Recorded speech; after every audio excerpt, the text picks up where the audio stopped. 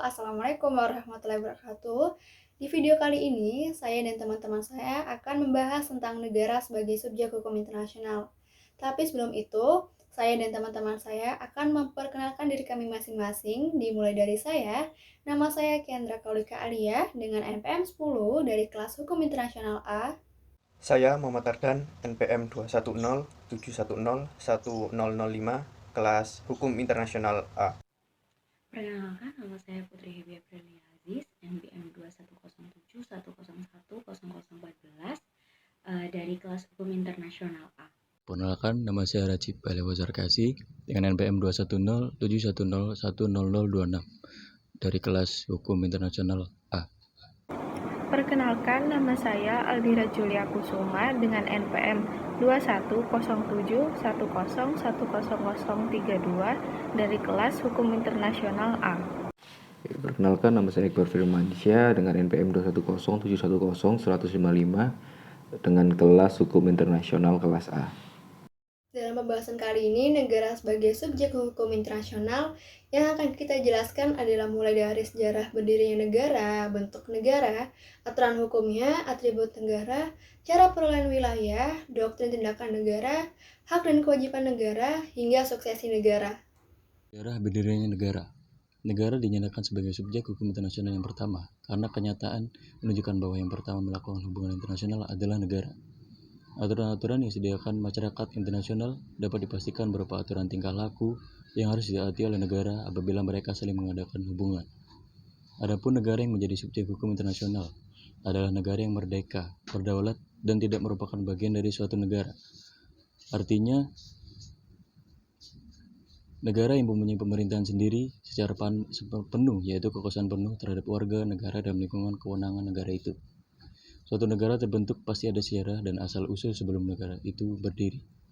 Asal mula berdirinya negara memiliki beberapa teori yang menjelaskan bagaimana negara itu terbentuk hingga saat ini. Yang pertama, teori ketuhanan atau teokrasi, teori hukum alam, teori modern, teori garis kekeluargaan, teori organis, teori positivisme, teori kekuatan dan kekuasaan, dan teori perjanjian masyarakat. Adapun beberapa alasan yang menjadi sejarah sebuah negara itu berdiri, antara lain penaklukan, peleburan atau fusi, pemecahan, dan pemisahan diri dari negara sebelumnya. Teori ketuhanan atau teokrasi memiliki arti bahwa hak atau kewenangan untuk menjalankan kekuasaan dan kekuatan berasal dari Tuhan yang diberikan langsung kepada manusia dan menganggap bahwa manusia mempunyai kekuasaan adalah titisan Tuhan. Teori selanjutnya adalah teori hukum alam, yang memiliki arti bahwa suatu negara berdiri berasal dari penerapan hukum alam. Hukum alam sendiri memiliki dua pemikiran, irasional dan rasional. Irasional berarti hukum yang ada atau muncul akibat hal-hal yang tidak dapat dilogika, tidak dapat ditangkap oleh kedua mata seperti kuasa Tuhan dan hal-hal mistis lainnya. Rasional berarti hukum alam yang didapati dari penelitian langsung yang dirasakan oleh manusia itu sendiri. Dari dua pemikiran tersebut, hukum alam mulai dipakai sebagai teori sejarah di baliknya. Muncul sebuah negara yang bersifat alami dan bertitik tumpu pada pola pikir manusia yang lebih natural atau alamiah. Teori organis yang beranggapan bahwa suatu negara itu sama dengan manusia yang sama-sama punya kepala, badan, otak, kaki, dan lain sebagainya. Otak disamakan dengan pemerintah yang berwenang memiliki kekuasaan untuk mengatur sebuah negara, dan badan, tangan, kaki sama dengan badan-badan atau lembaga-lembaga yang menjalankan pemerintahan. Beberapa alasan menjadi asal-usul berdirinya sebuah negara. Yang pertama, penaklukan. Merupakan sebuah wilayah yang tidak memiliki bangsa, pemerintahan di dalamnya. Lalu wilayah tersebut diduduki untuk membangun sebuah negara. Yang kedua, peleburan atau fusi. Merupakan penggabungan antara dua negara menjadi satu kesatuan negara utuh. Seperti Jerman Timur dan Jerman Barat yang menjadi negara kesatuan negara Jerman. Ketiga, pemecahan. Merupakan sebuah negara yang utuh namun menjadi beberapa negara baru. Seperti Uni Soviet yang memecah dirinya menjadi beberapa negara baru. Rusia, Ukraina, Belarus, Kazakhstan, dan sebagainya. Keempat, pemisahan diri yang merupakan sebuah negara utuh namun di dalamnya terdapat suatu golongan masyarakat atau wilayah yang ingin memisahkan diri dari negara tersebut dan menjadi negara baru. Berbeda dengan pemecahan, karena pemisahan berarti negara lamanya masih ada dan berdiri seperti Provinsi Timur Timur dan Papua Nugini. yang memisahkan diri dari negara Indonesia dan menjadi negara baru, Timor Leste dan Papua Nugini. Masalah asal mula negara adalah salah satu pusat perdebatan ilmu yang tersulit. Hal ini disebabkan karena belum ditemukannya bukti-bukti yang meyakinkan, terutama hal yang menyangkut genetika negara.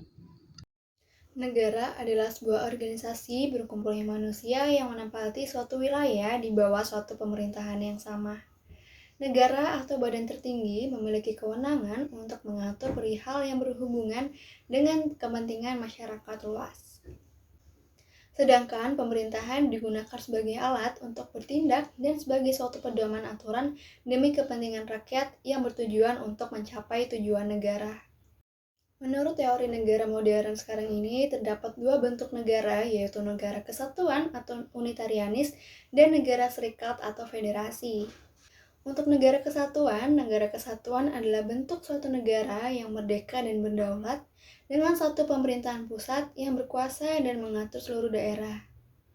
Namun, dalam pelaksanaannya, negara kesatuan ini terbagi ke dalam dua macam sistem pemerintahan, yaitu ada sentralisasi dan desentralisasi. Negara kesatuan dengan sistem sentralisasi adalah pemerintahan yang langsung dipimpin oleh pemerintahan pusat. Sementara pemerintahan daerah di bawahnya melaksanakan kebijakan pemerintahan pusat. Contohnya adalah seperti model pemerintahan Orde Baru di bawah pemerintahan Presiden Soeharto. Untuk negara kesatuan dengan sistem desentralisasi adalah kepala daerah diberikan kesempatan dan kewenangan untuk mengurus urusan pemerintahan di wilayahnya sendiri. Sistem ini dikenal dengan istilah otonomi daerah. Contohnya adalah seperti sistem pemerintahan negara Malaysia dan juga sistem pemerintahan pasca Orde Baru di Indonesia dengan sistem otonomi khusus. Lalu untuk negara serikat atau federasi merupakan bentuk negara gabungan yang terdiri dari beberapa negara bagian dari sebuah negara serikat. Pada mulanya, negara-negara bagian tersebut merupakan negara yang merdeka, berdaulat, dan berdiri sendiri. Setelah menggabungkan dengan negara serikat, dengan sendirinya negara tersebut melepaskan sebagian dari kekuasaannya dan menyerahkannya kepada negara serikat. Namun, tidak semua negara federal menggunakan istilah negara bagian. Di Kanada, Afrika Selatan, dan Argentina, negara bagian disebut dengan provinsi, lalu di Swiss menggunakan istilah canton atau länder. Nah, untuk Amerika Serikat, Brazil, Meksiko, dan Australia baru menggunakan istilah negara bagian. Meskipun memiliki konstitusi dan pemerintahan sendiri-sendiri, tetapi yang dianggap subjek dalam hukum internasional hanyalah pemerintah federalnya saja. Karena hanya pemerintah federal lah yang mempunyai wewenang untuk melakukan hubungan luar negeri. Namun demikian, ada kalanya negara federasi memberikan kelebihan pada beberapa negara bagiannya. USSR tahun 1994 memberikan hak kepada Byelorusia dan Ukraina untuk membuat perjanjian internasional sendiri. Bahkan juga mendaftar sebagai anggota PBB atas nama mereka sendiri. Di dalam negara federasi, terdapat dua macam negara, yaitu negara federasi atau gabungan dan juga negara bagian. Lalu ada dua macam pemerintah, yaitu pemerintah negara federasi dan pemerintah negara-negara bagian. Lalu ada dua macam undang-undang dasar negara federasi dan undang-undang dasar masing-masing negara bagian. Lalu ada negara di dalam negara yang artinya negara-negara bagian di dalam negara federasi. Dan juga ada dua macam urusan pemerintahan, yaitu urusan pemerintahan pokok dan urusan yang berkaitan dengan negara bagian. Jadi yang diurus oleh pemerintah pokok dan pemerintah negara bagian secara bersama-sama adalah urusan-urusan pokok yang berkaitan dengan hidup dan matinya negara tersebut. Salah satu aspek utama kedaulatan dalam konsep hukum internasional adalah aspek internal, yang dimana suatu negara berhak atau memiliki wewenang eksklusif untuk membentuk dan menentukan lembaga-lembaganya dan juga untuk membentuk undang-undang dan sistem penegakan hukumnya.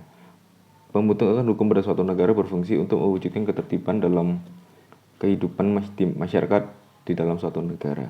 Hukum merupakan salah satu dari pilar negara yang tidak dapat dipisahkan dari kehidupan sehari-hari dan menjalankan kehidupan kenegaraan.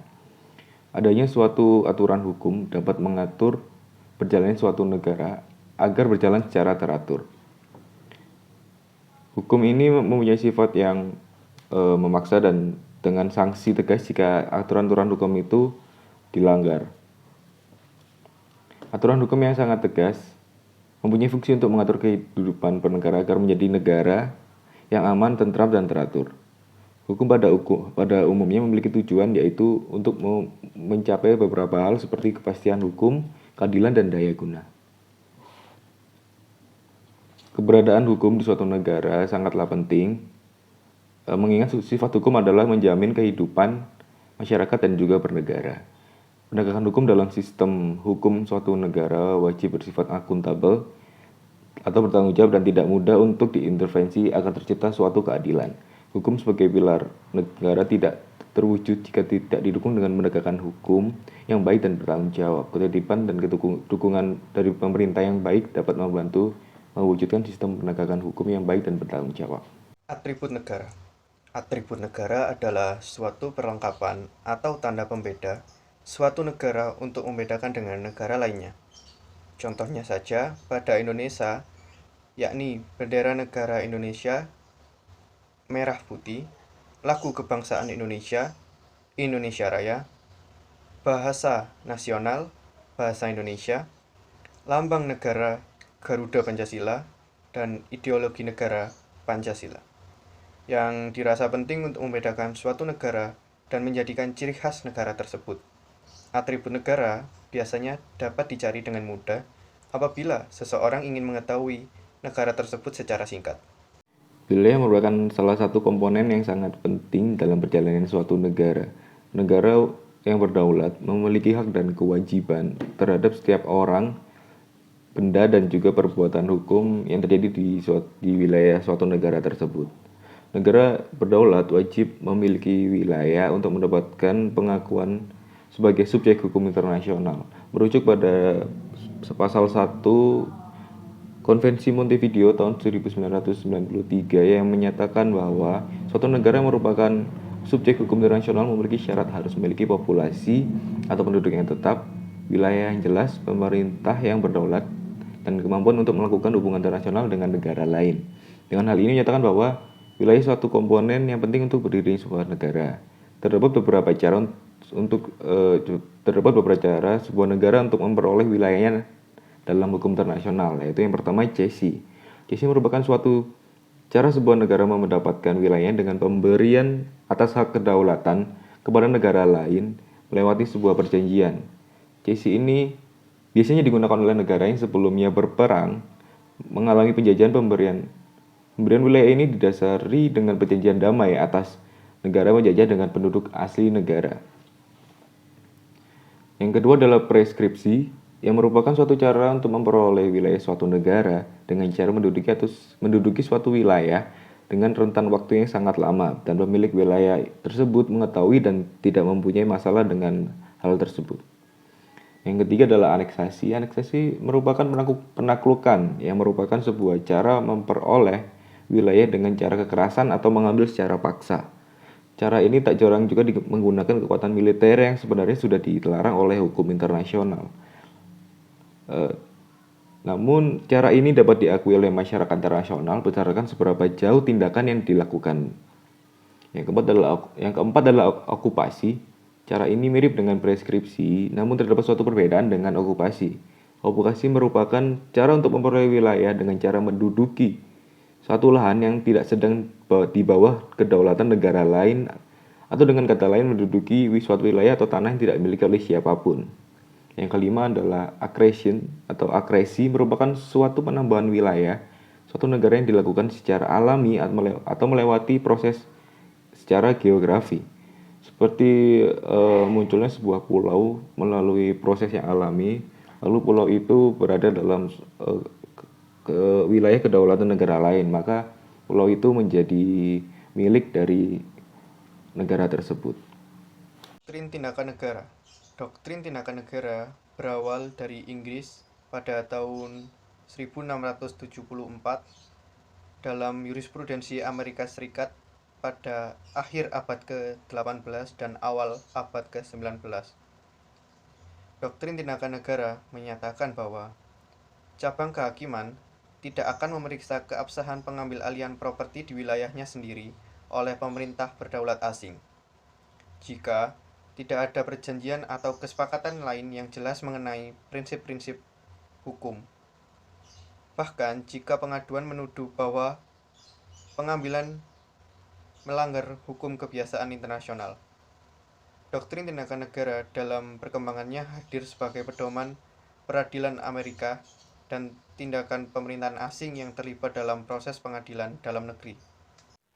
Hak dan kewajiban negara. Upaya masyarakat internasional sendiri untuk mempersoalkan hak dan kewajiban ini telah dimulai sejak abad ke-17 dengan landasan teori kontrak sosial dari asal hak dan kewajiban ini itu berasal dari Konvensi Montevideo yang kemudian menjadi rancangan deklarasi tentang hak dan kewajiban. Jadi dalam hak dan kewajiban ini itu disusun oleh Komisi Hukum PBB pada tahun 1949. Nah, yang pertama itu hak negara. Contoh prinsipnya itu yang pertama hak atas kemerdekaan. Hak atas kemerdekaan dalam hukum internasional ini menyatakan bahwa hak untuk menentukan nasib sendiri atau self-determination. Yang kedua, hak untuk melaksanakan yurisdiksi terhadap wilayah, orang, dan benda yang berdasarkan wilayahnya. Jadi kata yurisdiksi di sini tuh merupakan kekuasaan atau kewenangan yang dimiliki suatu badan peradilan yang memiliki dasar hukum yang berlaku. Dalam hal ini tuh menjelaskan bahwa yang melekat pada setiap negara merdeka itu sebagai konsekuensi kedaulatan negara. Yang ketiga itu hak untuk mendapatkan kedudukan hukum yang sama dengan negara-negara lain. Jadi di hak ini tuh menjelaskan bahwa setiap negara-negara itu mempunyai kedudukan yang sama, tetapi pada realitanya itu negara itu tidak memiliki hak satu sama lain itu yang sama, seperti itu. Yang keempat, hak untuk menjalankan perintah sendiri atau kolektif. Nah, pada hak ini tuh berdiri pada PBB tahun 1945. Penggunaan hak ini tuh berupa pencegahan kekerasan terhadap negara lain yang dilarang keras oleh peraturan yang berada di pasal 2 ayat 4 Piagam PBB. Nah, di sini tuh dilarangnya itu semua anggota PBB dilarang untuk melakukan kekerasan pada integrasi wilayah dan kemerdekaan politik oleh negara lain yang tidak sesuai dengan Piagam PBB. Yang selanjutnya kewajiban negara. Yang pertama, kewajiban negara tidak melakukan intervensi terhadap masalah-masalah yang terjadi di negara lain. Jadi dalam kewajiban ini itu setiap negara itu memiliki batasan kewajiban. Dalam kewajiban negara ini tuh di dunia politik tidak boleh negara lain untuk mengikuti campur urusan negara lainnya. Seperti itu. Yang kedua itu kewajiban untuk menjaga wilayahnya agar tidak membahayakan perdamaian dan keamanan internasional. Jadi masing-masing negara itu untuk atau mempunyai kewajiban untuk menjaga wilayahnya masing-masing. Yang ketiga itu kewajiban untuk mengadakan hubungan dengan negara-negara yang sesuai dengan hukum internasional. Jadi kewajiban ini itu untuk mengadakan hubungan dengan negara-negara lain itu supaya mempererat satu sama lain. Jadi untuk mempermudah jikalau ada masalah itu bisa meminta tolong seperti itu. Yang keempat itu kewajiban untuk tidak menggerakkan semua orang yang berada di wilayahnya dan memperhatikan hak asasi manusia. Jadi kan dalam kewajiban itu di kewajiban negara ini tuh untuk menggerakkan semua negara yang berada di wilayahnya dengan memperhatikan hak asasi manusia. Kadang-kadang kan hak asasi manusia itu sering dilupakan seperti itu. Suksesi negara. A. Definisi suksesi negara. Eksistensi suatu negara di dalam hukum internasional selalu mengalami pembaharuan. Contohnya ialah munculnya negara-negara baru melalui suksesi. Suksesi negara terdiri dari kata state succession atau succession of state, yang artinya adalah pergantian kedaulatan di suatu wilayah. Pergantian kedaulatan ialah pergantian dari predecessor state atau negara yang digantikan kepada successor state atau negara yang menggantikan. Dalam hal kedaulatan atau tanggung jawab atas suatu wilayah dalam hubungan internasional. Suksesi negara adalah peralihan suatu tanggung jawab dari suatu negara ke negara yang lain dengan kaitannya dengan praktek hubungan internasional dari wilayah tersebut, sehingga yang terhubung dengan suksesi dapat berupa penggabungan, perpisahan, atau pembentukan negara baru dengan konsekuensi akan terjadi perubahan kedaulatan. Suksesi terjadi dengan berbagai bentuk. Contoh negara yang muncul dari terjadinya suksesi ialah Timur Leste yang berpisah dari Indonesia pada tahun 1999. Persoalan-persoalan internasional yang bersangkutan dengan masalah suksesi adalah sebagai berikut. A. Sampai sejauh mana hak-hak dan kewajiban negara yang telah digantikan atau predecessor state akan terhapus atau beralih pada successor state. B. Sampai sejauh mana negara yang diserahkan kepada seluruh atau sebagian kedaulatan tersebut berhak atas hak-hak atau tunduk pada kewajiban-kewajiban demikian. Pasca terjadinya suksesi negara yang dimana terjadi perubahan kedaulatan pada suatu wilayah atau negara, status hukum negara tersebut menjadi masalah yang rumit untuk diselesaikan dalam waktu yang singkat atau cepat. Suksesi negara juga menyebabkan akibat hukum terhadap perjanjian internasional, private property, public property, arsip negara, hutang negara, kewarganegaraan, keanggotaan organisasi internasional, dan claims in tort and delicts. B. Bentuk-bentuk suksesi negara. Suksesi negara dibedakan menjadi dua, yaitu suksesi negara universal dan suksesi negara parsial.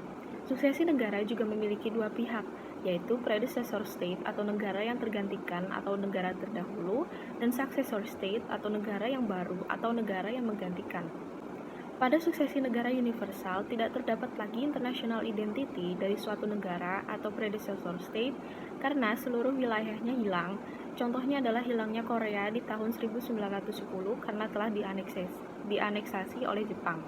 Ketika wilayah suatu negara atau predecessor state habis karena terbagi dan masing-masing wilayah bagiannya diambil oleh negara lain, juga dapat digolongkan sebagai suksesi negara universal. Contohnya ialah Polandia yang habis terbagi, masing-masing wilayah bagiannya dimiliki oleh Rusia, Austria, dan Rusia pada tahun 1975. Sedangkan pada bentuk suksesi negara parsial, negara atau predecessor state masih cukup eksis, namun sebagian wilayahnya memisahkan diri menjadi negara yang merdeka atau bergabung dengan negara lain. Contohnya ialah wilayah Timor Timur yang memisahkan diri dari Indonesia dan memutuskan untuk membentuk negara sendiri yang merdeka bernama Timur Leste pada tahun 1999. Indonesia sebagai negara terdahulu atau predecessor state kehilangan sebagian wilayahnya, namun negara Indonesia tetap ada. C. Akibat hukum suksesi negara. Yang pertama, akibat hukum suksesi negara terhadap perjanjian internasional. Aspek terpenting dari suksesi negara salah satunya ialah pengaruh dari pergantian kedaulatan terhadap hak dan kewajiban yang muncul dari adanya suatu perjanjian. Secara umum, pada pasal 17 dan 24 Konvensi Wina 1978 ditetapkan bahwa perjanjian tidak beralih pada suksesor kecuali ditentukan lain dalam devolution agreement. Sejalan dengan yang telah diatur oleh pasal 34 Wina 1969 tentang perjanjian internasional yang terkenal dengan prinsip Pacta Tertit Nec Nocun Nec Provent, bahwa perjanjian tidak menimbulkan hak dan kewajiban kepada pihak ketiga tanpa memperoleh persetujuannya. Namun demikian, tidak semua perjanjian dapat ditolak oleh suksesor. Untuk perjanjian yang berkaitan dengan wilayah yang sering disebut dispositif treaty, harus beralih pada suksesor. Perjanjian dispositif ialah perjanjian perbatasan dan certified treaty. Harus beralihnya perjanjian perbatasan pada suksesor diatur dalam pasal 11 Konvensi Wina 1978 dan pasal 62 ayat 2 Konvensi Wina 1969 tentang perjanjian internasional. Tidak dapat diganggu-gugatnya perjanjian perbatasan juga dinyatakan dalam pasal 62 ayat 2 Konvensi Wina 1969 yang dikenal sebagai Rebus Sic Stantibus Principle. Dengan prinsip tersebut, apabila timbul perubahan yang mendasar dalam kenyataan yang ada pada perjanjian itu diadakan, yang mengakibatkan tidak tercapainya tujuan perjanjian, maka keadaan tersebut dapat dijadikan alasan untuk mengakhiri perjanjian atau menarik diri dari perjanjian tersebut. Dengan demikian, suksesor tidak dapat secara sepihak mengubah perbatasan yang sudah ada. Apabila ingin mengubahnya, harus atas persetujuan pihak-pihak terkait dengan perbatasan tersebut. Yang kedua, akibat hukum suksesi negara terhadap public property rights. Prinsip-prinsip suksesi negara dalam kaitannya dengan public property atau state property dan dikembangkan oleh hukum kebiasaan internasional yang dilanjut dengan dikodifikasikan dalam Konvensi Wina 1983 tentang state property, arsip, dan utang. Prinsip umum secara luas dalam hukum kebiasaan internasional adalah bahwa state property akan beralih pada suksesor. Artinya, tidak ada kewajiban hukum bagi pihak suksesor untuk mengembalikan ataupun mengganti rugi aset milik pemerintah lama atau predesesor. Secara umum dikatakan bahwa state property adalah properti yang ada di bawah kepemilikan dari lembaga eksekutif, legislatif, atau yudikatif negara berdasarkan hukum nasional negara predesesor. Yang ketiga, akibat hukum suksesi negara terhadap private property. Private property menyangkut harta benda atau hak milik perseorangan atau perusahaan yang bukan milik negara berdasarkan hukum nasional predesesor. Para ahli hukum internasional sepakat bahwa private property harus dihormati atau dilindungi oleh predecessor state, serta tidak dipengaruhi secara otomatis oleh suksesi negara yang terjadi. Sepanjang tidak ditentukan lain dalam perjanjian peralihannya, maka private property tidak beralih pada suksesor. Yang keempat, akibat hukum suksesi negara terhadap arsip negara. Dalam hal ini, state archives memuat dokumen, numismatic, collection, iconographic documents, photographs and films, all objects of historical value, archaeological objects. Pasal 21 Konvensi Wina 1983 menyebutkan bahwa arsip negara predesesor beralih pada suksesor pada saat terjadinya suksesi. Apabila dalam penggabungan negara, arsip dari predesesor akan beralih pada suksesornya sesuai dengan aturan pasal 29 Konvensi Wina 1983 dan berlaku pula dalam kasus pemisahan sebagian wilayah. Akibat hukum suksesi negara terhadap utang negara. Masalah hutang negara adalah masalah yang paling sensitif dalam kasus terjadinya suksesi negara karena pada umumnya menyangkut kewajiban pembayaran utang yang cukup besar dari predesesor pada negara ketiga. Dalam upaya menciptakan keseragaman demi kepastian hukum, Konvensi Wina 1983 melalui pasal 36 menyatakan bahwa suksesi negara tidak mempengaruhi hak dan kewajiban kreditor. Pasal 37, masalah hutang diselesaikan melalui pembagian yang proporsional tergantung kesepakatan para pihak. Menyangkut newly independent state case, pasal 38 menyatakan tidak ada utang negara predesesor yang beralih pada suksesor akibat suksesi negara terhadap kewarganegaraan. Beberapa penulis hukum internasional termasuk Brownlee mengatakan bahwa kewarganegaraan akan berubah ketika terjadi pergantian kedaulatan atau suksesi negara. Setelah perjanjian Versailles 1919 menunjukkan bahwa negara-negara baru terbentuk berdasarkan kewarganegaraan berdasarkan tempat kelahiran dan tempat tinggal sehari-hari kecuali ada penolakan untuk itu. Dengan begitu, warga dari predesesor yang tinggal di wilayah suksesor akan berkewarganegaraan suksesor sepanjang mereka tidak menolak. Namun, apabila negara predesesor masih eksis, seringkali membuat aturan dalam hukum nasionalnya yang menyatakan bahwa warganya yang berada di wilayah yang memisahkan diri tetap berhak atas kewarganegaraan predesesor. Negara suksesor maupun negara predesesor memberikan kebebasan terhadap penduduknya untuk memilih kewarganegaraan yang diinginkannya. Akibat hukum suksesi negara terhadap keanggotaan pada organisasi internasional. Masalah keanggotaan suatu negara di dalam organisasi internasional ataupun regional ditentukan oleh konstitusi pada masing-masing organisasi. Contohnya Piagam PBB yang tidak mengatur masalah pengunduran diri dan menetapkan bahwa keanggotaan suatu negara di PBB tidak akan terhenti hanya karena terjadi perubahan dan pergantian konstitusi atau perbatasan. Apabila terhadap negara baru, maka tetaplah negara tersebut harus mengikuti aturan yang telah berlaku, yaitu negara baru mendaftarkan diri sebagai anggota baru, kecuali telah ada izin sesuai ketentuan yang berlaku pada piagam. Akibat hukum suksesi negara terhadap claims in tort and delict.